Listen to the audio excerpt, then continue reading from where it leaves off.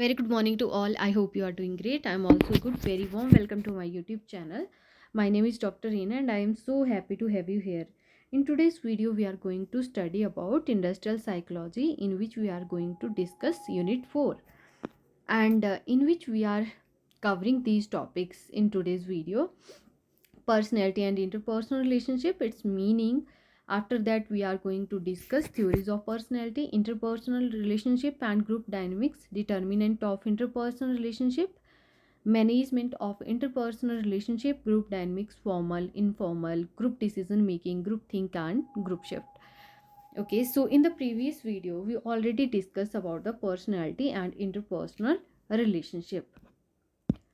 Okay, so these are the topics that I already covered in the previous video. So let's start with this topic: interpersonal relationship. So basically, interpersonal relationship are deep or close connection between two or more people. जो interpersonal relationship होता है वो होता है दो या दो से ज़्यादा लोगों के बीच में, और ये क्लोज कनेक्शन होता है basically. It based on communication, trust, mutual respect, empathy and emotional connection. ये कैसे बनता है? जब आप एक दूसरे के साथ बात करते हो और आपको एक दूसरे के ऊपर ट्रस्ट होता है. आप दूसरे को, जैसे ही कोई भी एक पर्सन बात करता है तो आप उसके ओपिनियन की रिस्पेक्ट करते हो एंड उस सिचुएशन को समझने की ट्राई करते हो. और कहीं ना कहीं आपका, जब आप दूसरे पर्सन से बात करते हो तो इमोशनल कनेक्शन भी बना होता है.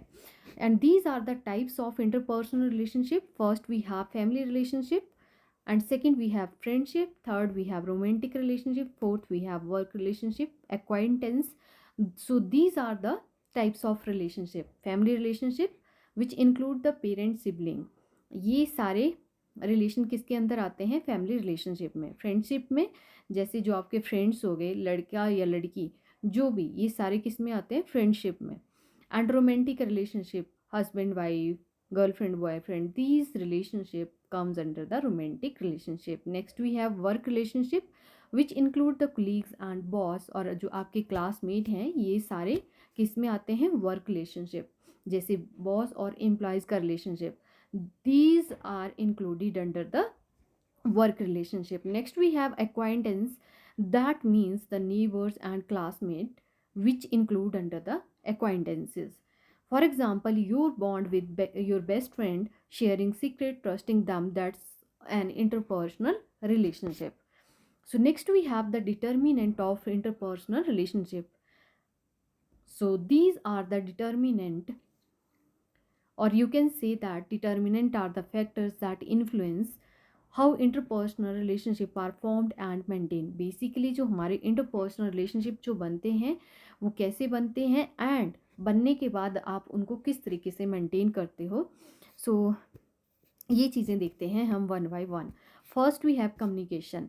सबसे पहले क्या होना चाहिए? Open, honest and clear communication strengthen relationship.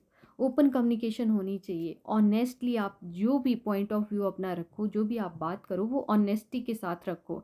And clear communication, जो भी आप कंटेंट डिलीवर करना चाह रहे हो या कोई भी अपनी बात रखना चाह रहे हो वो कैसी होनी चाहिए? With clarity.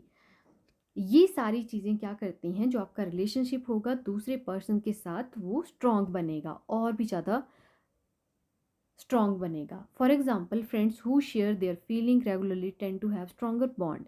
ये आपने देखा होगा कि जो दो मित्र होते हैं वो आपस में ऑन रेगुलर बेसिस जब बात करते हैं तो उनका जो बॉन्ड है वो डे बाय डे स्ट्रॉन्ग होता जाता है. And because they share the same same goal, और उनकी बेसिकली वाइब मैच कर जाती हैं.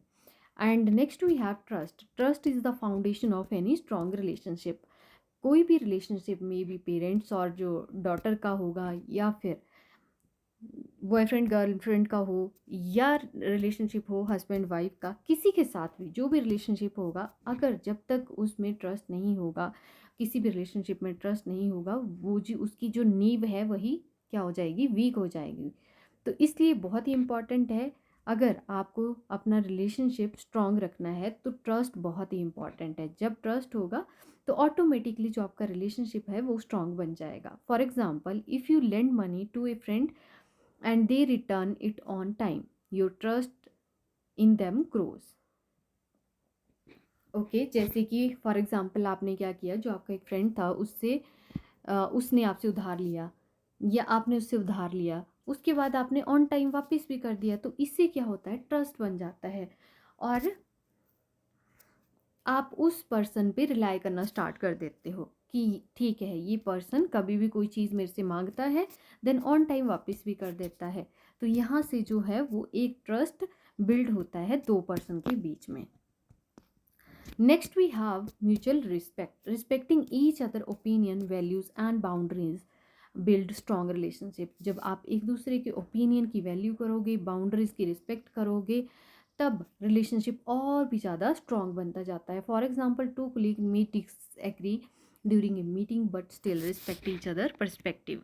दो जो लोग हैं वो क्या करते हैं कि जैसे अगर मीटिंग में भी बैठे हैं, एक पर्सन जो है वो अपना ओपिनियन रख रहा है कि सर ये प्रॉब्लम हम इस तरीके से सॉल्व कर सकते हैं, एंड नेक्स्ट जो कोलीग है उसका कुछ और आइडिया है, तो वो अपना आइडिया रख रहा है कि सर नहीं, ये आइडिया ऐसे अच्छे से काम नहीं करेगा, मेरा वाला जो आइडिया है ये अच्छे से काम करेगा।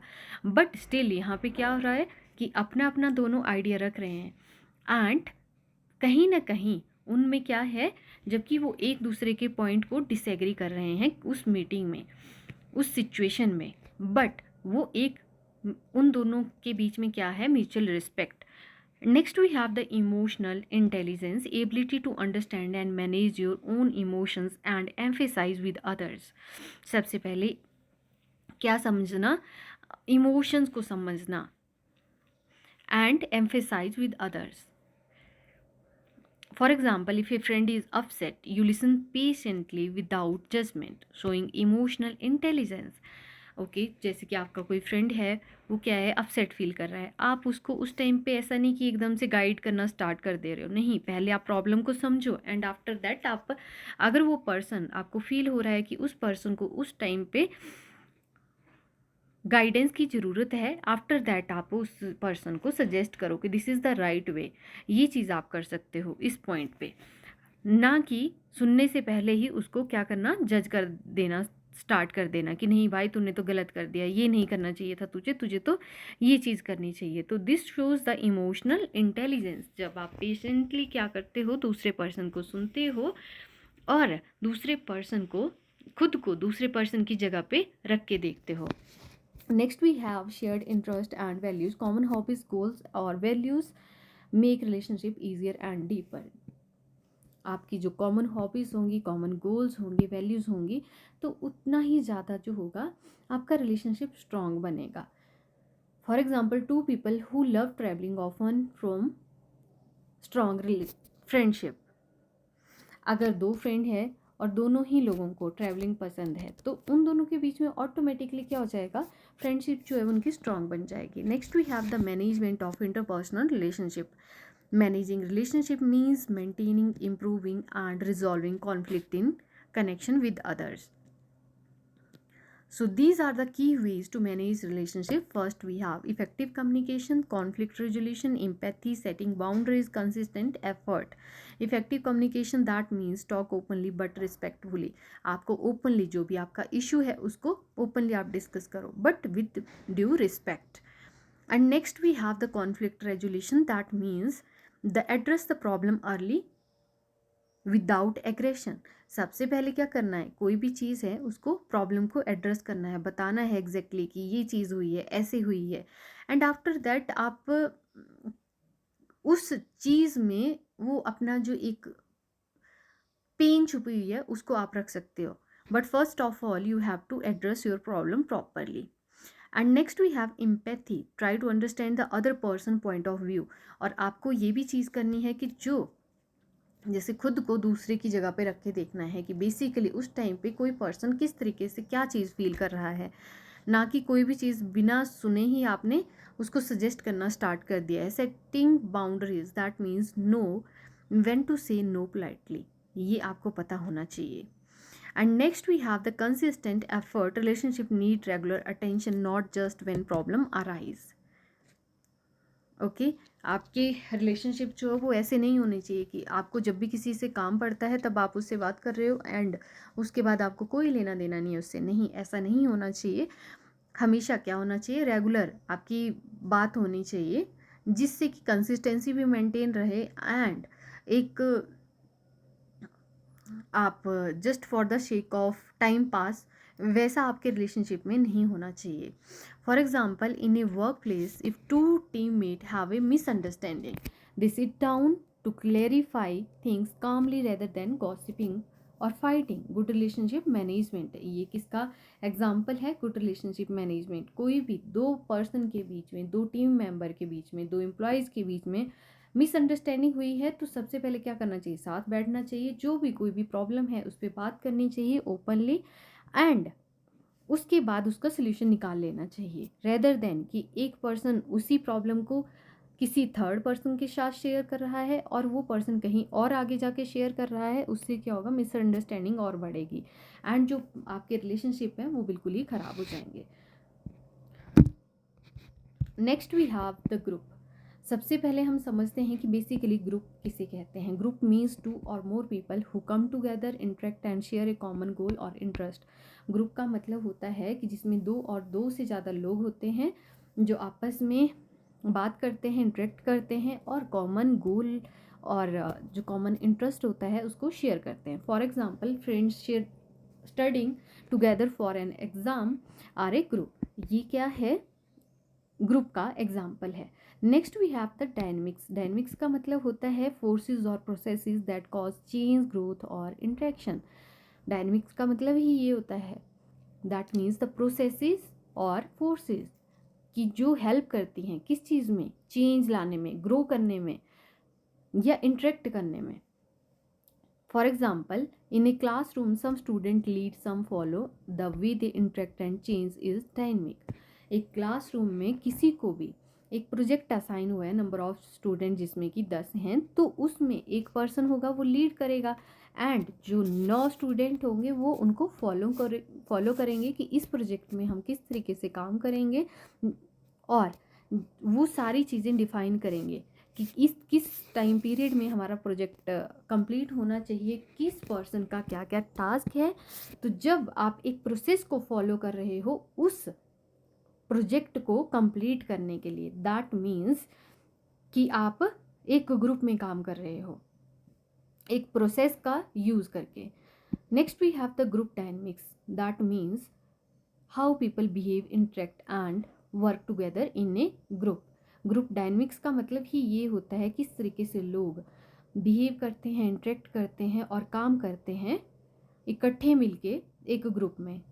For example, in a football team, player pass, sport, argue and coordinate. All these behavior together show group dynamics.